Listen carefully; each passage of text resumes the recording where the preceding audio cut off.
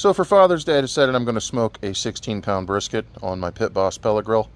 I'm going to get it started. It is the day before, around 5 p.m. And got the pellet grill about ready to start. I'm actually going to, typically the way you start the pellet grill is you let it start off in its smoke setting. A lot of smoke billows up through the bottom. But this time I'm going to put the brisket on and let it smoke at the same time. That way it adds some of that smokiness to the brisket and starts to create that bark that we want. I'm going to let it go all night long at around 180 or 200 degrees. That way it forms that bark overnight, and then in the morning I will wrap it in butcher paper and get it back on the grill at a higher temperature until we reach an internal temp of around 200 degrees. Once that's complete, I will put it in a cooler to rest and let it rest for about 2 to 3 hours while we prepare the rest of the meal, and then we'll have that for dinner.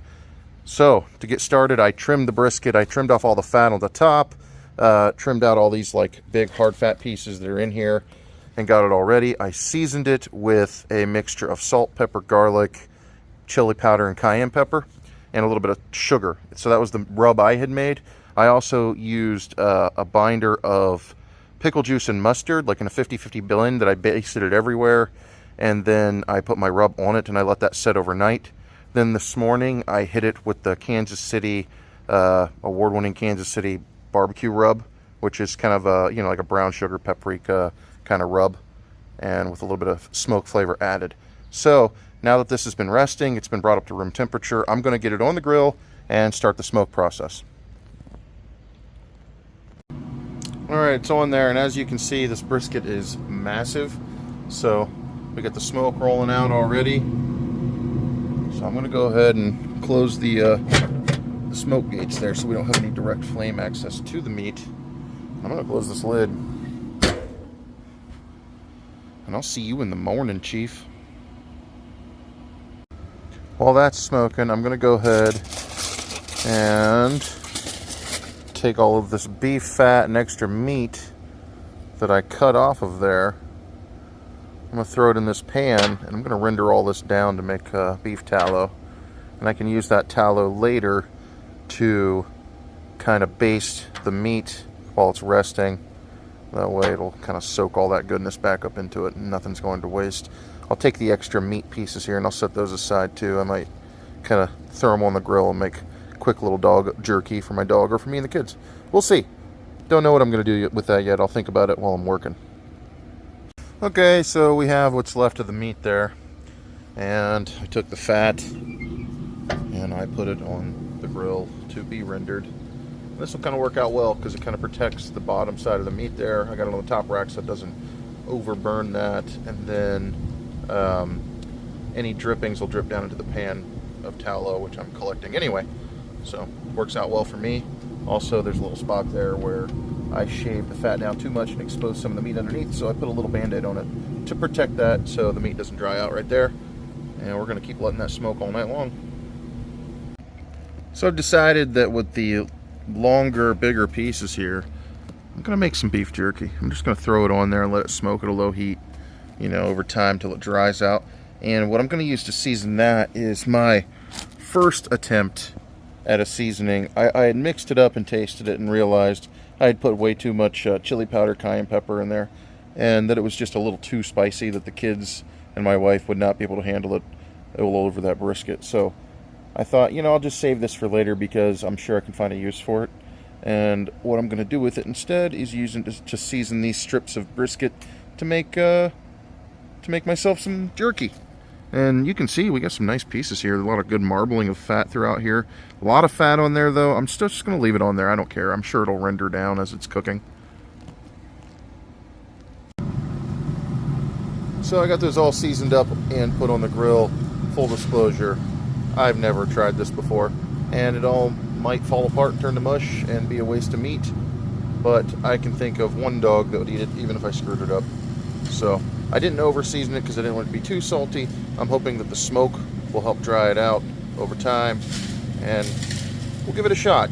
Worst case scenario, I wasted a little bit of scrap meat, no big deal. Okay, it's 1 in the morning. The internal temperature is about 150. Grill's running around 190. It's looking pretty good so far. We're gonna let it go all night. I'll hit it, check it again in the morning. I'm gonna pull what's left of this beef jerky off the grill. There's not much left because I've been eating it as it's been getting done. But I'll get a shot of that in the light too, once it's off the grill. Alright, I went ahead and sprayed this with a 50-50 blend of apple cider vinegar and apple juice, trying to hit just the underside and avoid the fat, because we don't want to cool off the fat, we just want to cool off the meat. That way the meat doesn't turn into beef jerky on the outside, but we want to keep that bark going on the fat. Also, I moved the tallow out of the way so that I didn't get apple cider in the tallow. The beef tallow is coming along just nicely. I'm going to let it keep going overnight though. Good night, brisket. See you in the morning. Good morning, beautiful. How was your night? It's time to wrap the brisket. It's now 7:46 a.m. on Father's Day. I have pre-moistened my paper so that it won't crack or split on me and be a little more malleable as I'm wrapping up the brisket. I'm going to get it off the smoker onto the paper. Our beef tallow is looking pretty good. It is rendered down quite nicely. You can see we have quite a bit of it in there.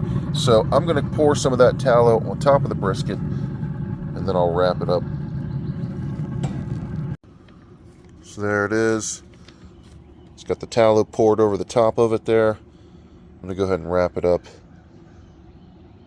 But yeah, it's getting some nice bark on it there. It's looking pretty good. It's feeling really, man, I can probe that with my finger. It's feeling so tender. So I think we're going to have a pretty good brisket here for Father's Day. That's about as tight as I could wrap it. The aim is to swaddle it real tight. It's got the tallow on it. I put it fat side up again. I've been cooking this thing fat side up the whole time. I'm going to keep on doing that.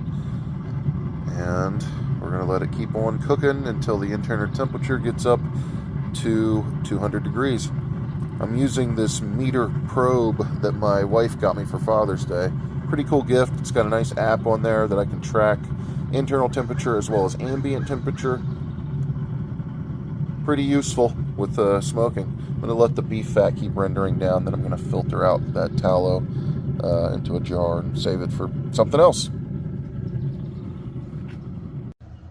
Here's what's left of that jerky that I smoked last night. As you can see, turned out pretty good. Has really good flavor. Not bad for a first try at jerky. Not a bad breakfast either on Father's Day. The brisket's about ready to come off. It's almost hit 200 degrees. So I took the tallow off. You can see I've started using a coffee filter to kind of filter that out. So I'll keep pouring that in there, filtering it, and then I'll figure out something to do with this tallow later on. I also got some baked beans on there smoking away. So brisket, beans. So it's 12:30 p.m. I went ahead and took the brisket off. And you gotta be real careful when you're doing this, because it's so tender that my thumb actually just went right through it right here as I was picking it up. Tore the paper and kind of messed it up a little bit there. But that's okay. I poured some more beef tallow on top of it from what we had rendered earlier. I'm still processing that, and I'm gonna wrap it up and put it in my little cooler here to let it sit until we're ready to eat it later today. While the brisket is resting, I'm also making some baked beans with some brown sugar and bacon crumbled up in there, and I'm making a smoked cream cheese dip that's got a barbecue rub on it with some bacon grease. And I'm also cooking a couple pieces of bacon over it so that they're dripping down onto the cream cheese, because why not? And to add insult to injury, I've even got like an onion and bacon glaze that I've made here with brown sugar and balsamic vinegar glaze. I'm going to put that on top of the smoked cream cheese when it's done cooking here soon. It's about ready to pull all this off and start cutting it up and serving it up. I don't Well, understand the what you're smoked supposed cream to cheese do. is ready. It's got the candied bacon with onions on top. And we're going to snack on it using some crackers and some Tostino scoops. The brisket is finished, so now we're going to cut into it. Going to unwrap it. It's got a lot of tallow all over it. It's going to make a big mess. As long as my fingers don't go through it. Oh, heavens. Well,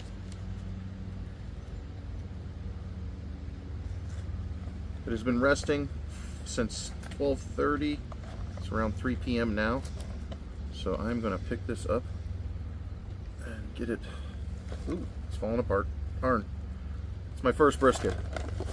So, may not be perfect.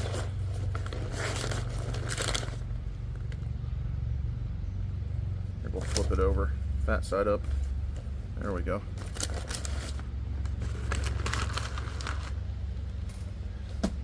Take that meter probe out of it.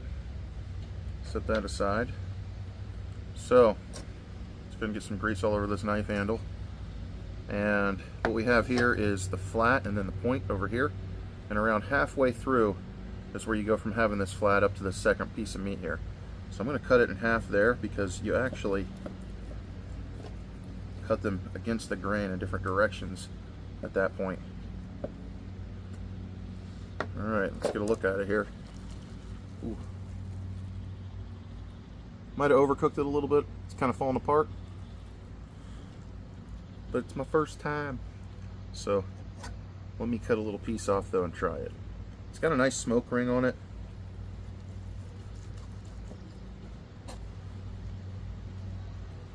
Oh, heavens. Alright, we're going to give it a shot.